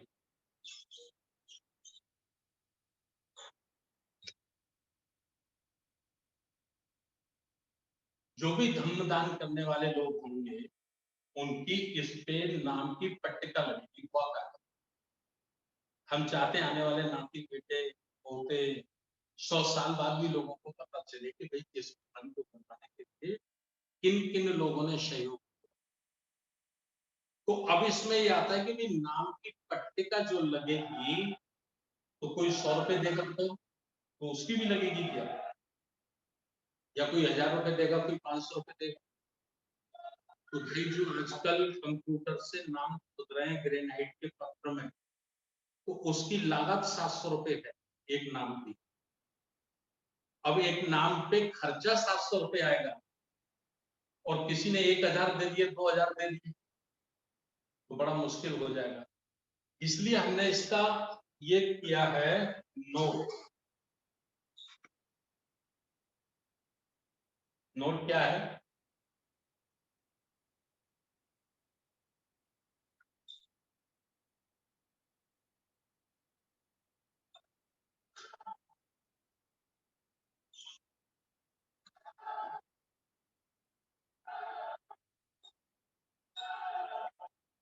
10,000 से कम जिसका सहयोग हो उसका नाम पट्टिका में लिखा। कम से कम 10,000 रुपए का सहयोग, नाम उसी का नाम पट्टिका में आएगा जिसका कम से कम 10,000 का सहयोग व्यक्तिगत रूप से उसका उसमें है। ठीक है ना, समझ रहे हैं ना बात? नहीं समझे बात? कम से कम 10,000। एक समस्या हमारे सामने और आती है कि कुछ लोग ऐसे हैं जो व्यक्तिगत नहीं दे पाए और मेहनत बहुत करेंगे, तो उसका भी कोई क्राइटेरिया होना चाहिए। तो उसका क्राइटेरिया ये होगा कि जो व्यक्ति लगभग 1 लाख रुपया तक का कलेक्शन करेगा, उसके लिए हम एक यहाँ पे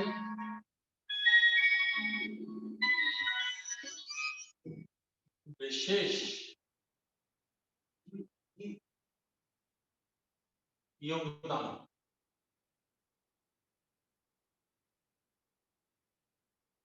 एक कॉलम उस पर बना देंगे कि विशेष योगदान इस भवन को निर्माण करने में किन किन लोगों ने किया है, तो उनके नाम यहाँ आ जाए। विशेष योगदान, या यहाँ इतना भी बढ़ा देंगे इधर, धन संग्रह में, धन संग्रह में विशेष योगदान, इधर विशेष योगदान, धन संग्रह में विशेष योगदान। तो ये हो जाएगा अपना, साफ कर दो बेटा इसको। इसमें जिस किसी साथी को सुझाव देने हो तो दे सकते हैं। अभी एक तरह से फाइनल नहीं है, प्रस्तावना में है, लेकिन आप साइलेंट रहेंगे, कोई इस पर सुझाव नहीं देंगे तो फिर यही फाइनल है। या इससे कुछ अच्छा अगर आपको लगता है तो आप उसका सुझाव दे सकते हैं। अब आता है हमारा 10वां,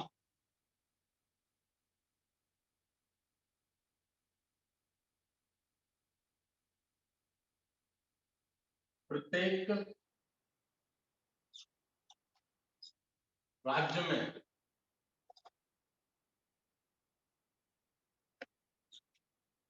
कार्यालय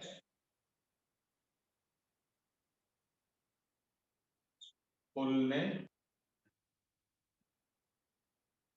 ये प्रत्येक राज्य में हमें कार्यालय खोलने और राज्य की राजधानी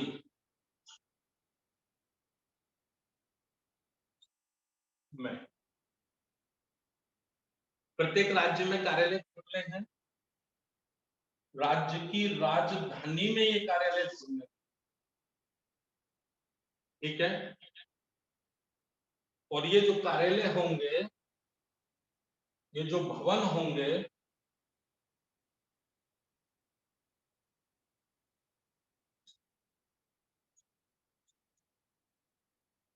किराए के मकान में होंगे। अभी ये किराए के मकान में होंगे, धीरे धीरे करके जब लोग जुड़ते जाएंगे या कुछ बड़े दाता निकल आएंगे, राष्ट्रीय बौद्ध महासभा के कार्यक्रम को देख के, आंदोलन को देख के कुछ धनी लोग प्रभावित होंगे, और वो अगर सहयोग करेंगे, जिस राज्य के लोग सहयोग करेंगे, केंद्रीय कार्यालय के बाद जिस राज्य के लोग सहयोग करेंगे, तो उस राज्य में भी फिर हम अपनी जमीन खरीद के या अपना फ्लैट खरीद के या मकान खरीद के, तो फिर परमानेंट राष्ट्रीय बौद्ध महासभा के कार्यालय।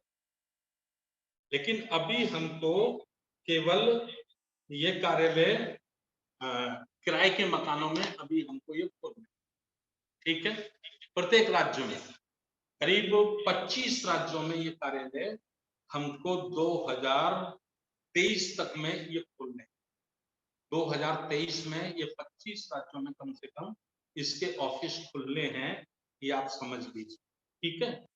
अभी किराए के मकान में खरीदना खुलता, अब तो हमारे पास 11वां है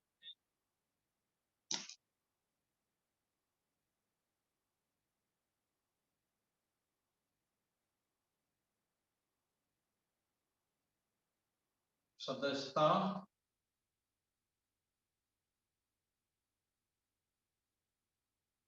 राशि का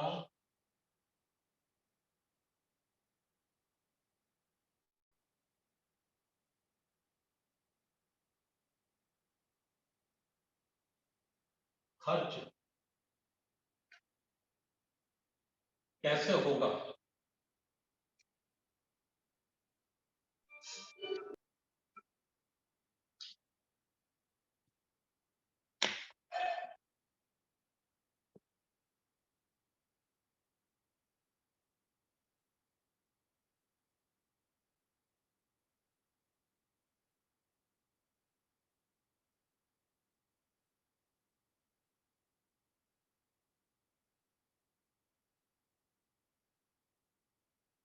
सदस्यता राशि से जो पैसा आएगा वो उस पैसे का 70% भाग उस राज्य में खर्च होगा जिस राज्य से वो पैसा आया। 30% उसका भाग केंद्र में खर्च होगा। और किस काम में खर्च होगा?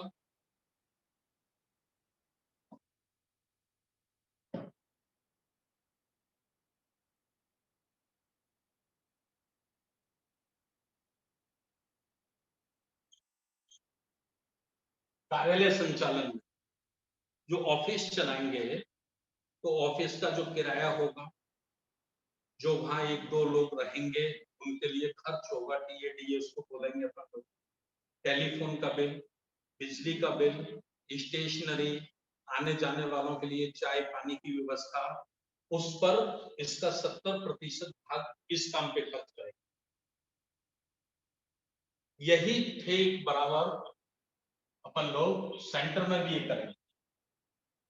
20% जो मिलेगा सेंटर को, उस सेंटर कार्यालय को चलाने के लिए अभी किराए का नहीं है, कोई किराए का हमें प्रॉब्लम नहीं है, लेकिन दूसरा जो स्टाफ है जो दूसरे करते हैं तो उसमें ये इस्तेमाल। और चूंकि दिल्ली में भी अपना बना रहे हैं तो वहां भी किराए का नहीं रहेगा। तो ये हमारा इस प्रकार से हम लोग मेंबरशिप का इसमें खर्च करेंगे, बंटवारा करेंगे।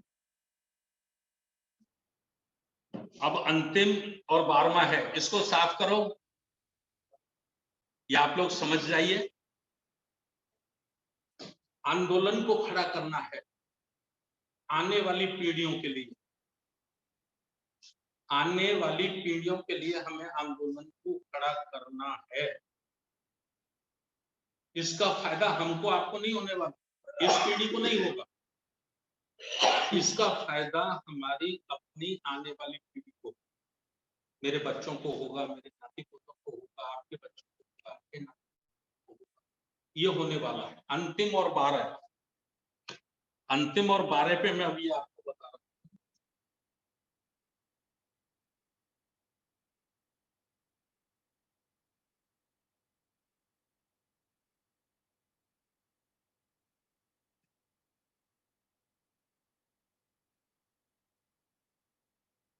प्रचार माध्यम, विचार चाहे जितना पवित्र, आंदोलन चाहे जितना पवित्र हो, अगर उसका प्रचार प्रसार नहीं है तो वो शून्य हो जाता है, वो खत्म हो जाता है, वो मर जाता है।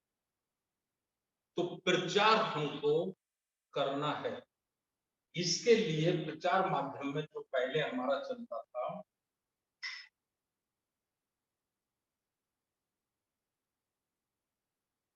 बहुजन न्यूज, समाचार पत्र, इसको पुनः शुरू करना है।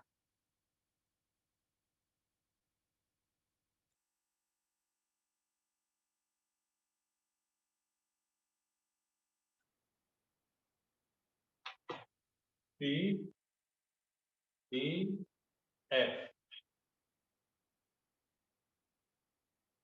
इसको पुनः शुरू करना है, PDF में शुरू करना है। अभी छपवाएंगे नहीं अखबार, छपाने में बहुत पैसा लगता है, बहुत खर्च होता है। जब संसाधन हो जाएंगे तो फिर छपाएंगे। लेकिन अभी कोई 10-12 हजार का एक व्यक्ति अच्छा सा ट्रेन पकड़ो और फिर उसको ये अखबार हमारा बनाए। और बड़ा नहीं करते, अभी मात्र 4 पृष्ठ का 4 पृष्ठ बस।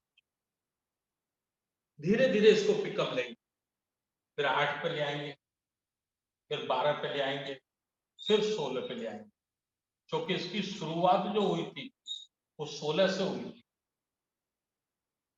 16 पेज से शुरू हुआ और 5 वर्ष तक कंटिन्यू 16 पे चला। फिर कुछ आर्थिक प्रॉब्लम आई तो हमने इसके 12 कर दिए थे खर्चे करके। फिर और ज्यादा आर्थिक प्रॉब्लम आई तो हमने 8 कर दिया था।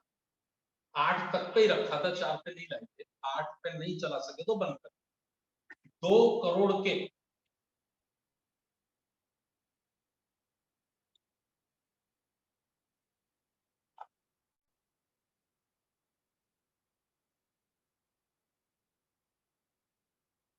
2 करोड़ के घाटे में बंद हुआ। 95 लाख रुपए की तो उधारी हमने पेपर में छापी थी 2 बार, जिन पर थे पैसे। तो ये सारी बातें आज मैंने आप लोगों के बीच में रखी हैं। मैं ऐसा महसूस करता हूं कि बहुत कुछ जिम्मेदार साथियों ने इसको लिखा होगा, समझा होगा, और आगे भी हम लोग बड़ी तेजी से काम में लगे हैं। दूसरी बातें हम लोग करेंगे, और चूंकि टाइम भी बहुत हो गया है, मैं चाहूंगा 10 मिनट इस पर अपने माननीय बादल सिंह बौद्ध साहब और 5 मिनट हमारे राष्ट्रीय उपाध्यक्ष महेश्वर बौद्ध जी, जो 12 पॉइंट मैंने रखे हैं, इस संबंध में अपनी चर्चा करेंगे। 10-15 मिनट और प्रोग्राम को आप चला दीजिए। मैं अब आपसे विदा लेता हूँ। नमो बुद्धाय।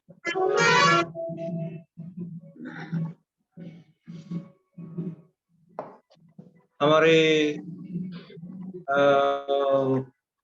राष्ट्रीय अध्यक्ष जी ने आज जो शिक्षा शिविर हुआ, वो शिक्षा शिविर में उन्होंने 2 चीज को उसको बांटे तो अच्छा होगा कि अभी क्या करना है और आने वाले दिन में हमको क्या करना है। उन्होंने पूरे प्लान एंड प्रोग्राम को हमारे सामने रखे हैं, और मैं सभी जितने भी जिम्मेदार साथी जुड़े हुए हैं, उन्हीं से मैं एक अनुरोध करूंगा कि जैसे ही ये आज का जूम खत्म हो, चाहे आज हो या कल हो, अपने अपने जोन पर, अपने अपने राज्य पर, अपने अपने जिले पर, इसको गूगल में हो या आपका जूम में हो या फिजिकली हो, उसको बैठकर ये प्लान और प्रोग्राम को आने वाले दिन में कैसे इसको इम्प्लीमेंट करेंगे, उसके बारे में जरूर चर्चा करें, ऐसा ही मानता हूं। तो अभी मैं हमारा जो राष्ट्रीय कार्यवाहक अध्यक्ष सम्मानीय बादल सिंह बौद्ध से आग्रह करूंगा कि वो अपना विचार रखें। बहुत बहुत साधुवाद माननीय संचालक जी। माननीय संस्थापक जी के द्वारा आज का जो विशेष फ्यूचर प्लानिंग पर प्रशिक्षण रखा गया, तो महत्वपूर्ण प्रशिक्षण है और अनिवार्य इसलिए था कि हमारे बहुत साथी अपनी अपनी सोच और इधर उधर की सोच के अनुसार अभी इधर उधर भागते हुए नजर हमको आ रहे थे, और जो आरबीएम की सोच है, उस आरबीएम की सोच के अनुसार हम ट्रैक नहीं पकड़ रहे थे। गलत ट्रैक पकड़ने के कारण हमको विषय क्लियर नहीं हो रहे थे। विषय पूरे क्लियर हैं। लंबे समय से एक न्यूज़पेपर की कमी महसूस की जा रही थी, और पूरे भारतवर्ष से मुझसे साथी कहते थे कि सबका समाचार पत्र है। हमारा भी पहले चलता था, लेकिन घाटे के कारण इसको बंद किया गया था, और बहुजन न्यूज में उन जिनके पास पैसा ड्यू था, उनके नाम भी छपे थे पूरे भारत के लोगों के। वो बहुजन न्यूज से पुराने साथी जो है वो सब वाकिफ हैं, और बहुत सारे साथियों के पास बहुजन न्यूज के अंक निकलते थे, वो सुरक्षित भी हैं। लंबे समय से बहुजन न्यूज की एक समाचार पत्र की कमी महसूस की जा रही थी। इसको डिजिटल इंडिया का जमाना है, डिजिटल का समय है, तो डिजिटल ई पेपर के रूप में आप सबके पास 4 पेज में ये पेपर होगा, और जो साथी अच्छे सुझाव दे सकते हैं, अच्छे लेख लिख सकते हैं, बहुत छोटे हों और अच्छे हों, उसमें उन साथियों के लेख भी आमंत्रित किए जाएंगे। और बहुत सारे विज्ञापन, जैसे किसी को हमें हमारी कार्यकर्ता का कोई विशेष संस्थान चलता है, उसके विज्ञापन भी हम लेंगे, उसका प्रचार भी हम करेंगे। हमारे कार्यकर्ताओं के हम व्यक्तिगत कोई संस्थान चलते हैं कार्यकर्ताओं के, उनके भी लेख हम सस्ते उसमें चलाएंगे। तो ये जो कमी महसूस की जा रही थी, ये कमी पीडीएफ के रूप में शीघ्र सभी बहुजन साथियों के पास पहुंचेगी, और जो इस पीडीएफ के मेंबर बनना चाहेंगे वो मेंबर शुल्क भी हम बहुत कम से कम रखेंगे साल भर की।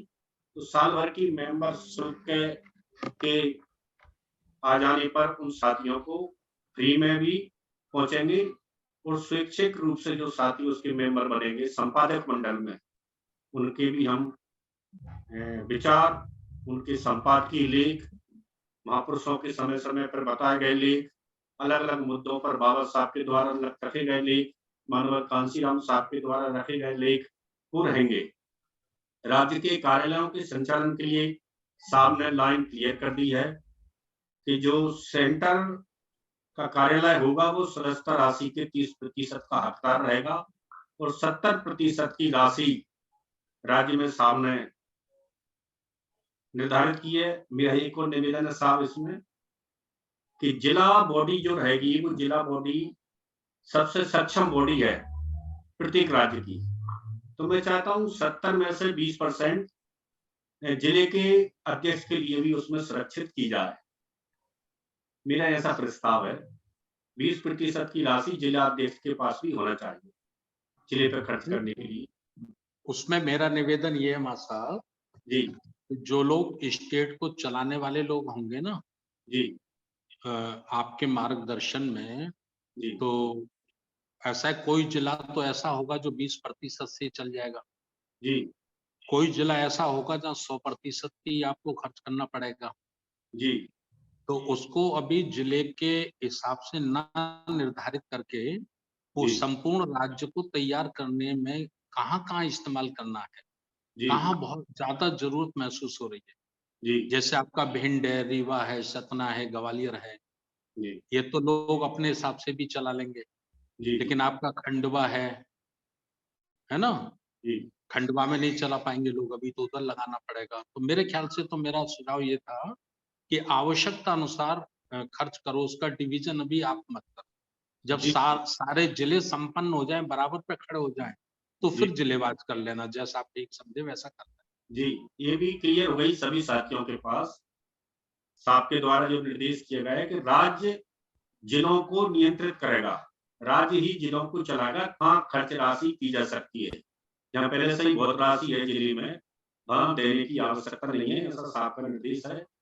तो ये प्रशिक्षण का एक हिस्सा है। कई साथियों के दिमाग में चलता रहता है कि जिले का क्या है, उसमें जिले का क्या है, जिले का क्या है।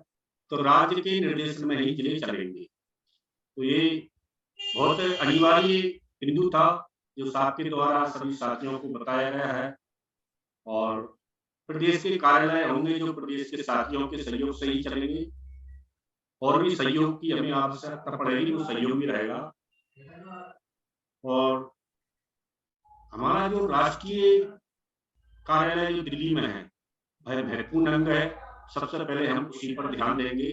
जब तक हमारा राष्ट्रीय कार्यालय प्रतिष्ठित नहीं हो जाएगा, जब तक हम राज्य के किसी भी कार्यालय के व्यक्तिगत रूप से हम बनाने की प्रक्रिया नहीं करेंगे, नहीं लोग ये सोचने लगे बीच में, बहुत हमारे साथी दिमाग लगाते हैं कि हम दिल्ली के लिए क्यों दें, जब हमारे राज्य में ही सबसे ज्यादा लोग तैयार हैं, हमारे ही हम सबसे ज्यादा लोग हैं, तो हमारे राज्य में ही हम लगाएं।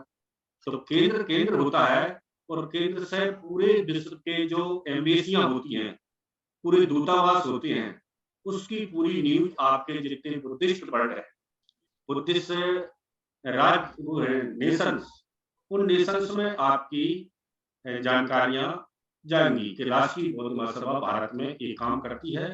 तो वो लोग भी हमसे संपर्क करेंगे कि जो मंगल मैत्री है पूरे विश्व के साथ वो स्थापित होगी, कि इसका बहुत बड़ा फायदा होगा। आप पूरे विश्व में सेंटर कार्यालय के माध्यम से संचालित की गई गतिविधियों के द्वारा पूरे विश्व में आरबीएम की बातें पहुंचा पाएंगे। तो जो हमारी पीडीएफ रहेगी बहुजन न्यूज की, वो कई रीजनल भाषाओं में भी हम आगे चल कर निकालेंगे, क्योंकि साउथ की भाषाएं बहुत अनिवार्य है। और इंग्लिश में भी हम निकालेंगे। इंग्लिश और हिंदी में मैं चाहता हूँ 4 पेज हों, तो उनमें से 2 पेज इंग्लिश के और 2 हिंदी के भी ऐसे रहेंगे, तो दोनों एक साथ भी जा सकते हैं। साउथ में भी जा सकते हैं और हिंदी क्षेत्रों में भी जा सकते हैं एक साथ। तो इसका बहुत बड़ा फायदा हमारे लिए होगा। और जो 18 मार्च का जो धम्म सेवक का कार्यक्रम साहब के द्वारा रखा गया है, ये कोड है, सभी साथियों के लिए ड्रेस में आना है।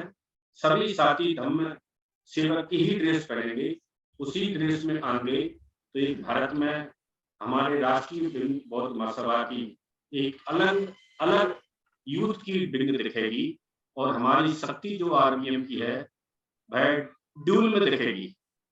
एक तो राष्ट्रीय बौद्ध महासभा की शक्ति है, ऊपर से यूथ की शक्ति है। और ड्रेस पहने हुए लोग हमेशा अनुशासित लोग माने जाते हैं। तो ये अनुशासन जब तक हम नहीं दिखाएंगे, जब तक हम शब्द समाज के हिस्से नहीं बन सकते। अभी हम जो भी कार्यक्रम करते हैं वो सभ्यता की श्रेणी में नहीं आते हैं। बहुत कम लोग हैं जो सभ्यता में रहते हैं। तो हमें सभ्यता में रहकर एक काम करना है, आगे चलाना है। ड्रेस कोड महत्वपूर्ण है। सभी साथियों को जैसी ड्रेस बताई जाए और साथ के द्वारा निर्देश दिए जाए, सभी साथी ड्रेस सबसे पहले बनवाएं और 15 मार्च के लिए न बैठें। ये काम फरवरी तक हो जाना चाहिए ड्रेस का। ड्रेस शीघ्र ही ज्यादा से ज्यादा 8 दिन के भीतर में हम सबके आपके पास ड्रेस का वो साथ का जो एक साथ क्रय करने का जो नियम है, तो कितने साथियों की राशि हो जाएगी उतनी ड्रेस केंद्र के द्वारा ही आपको भिजवाई जाएगी, जिससे पैंट शर्ट में एक रूपता बनी रहे। सबकी अलग शर्ट ना हो, सबकी अलग पैंट ना हो, सबके जूते भी अलग ना हो। और होलसेल करने पर हमको रियायती दामों पर भी ये ड्रेस उपलब्ध होगी। तो कोई भी साथी अपनी तरफ से इसको न खरीदे, केंद्र के द्वारा ही ये ड्रेस पूरे भारत में एक जैसी होनी चाहिए।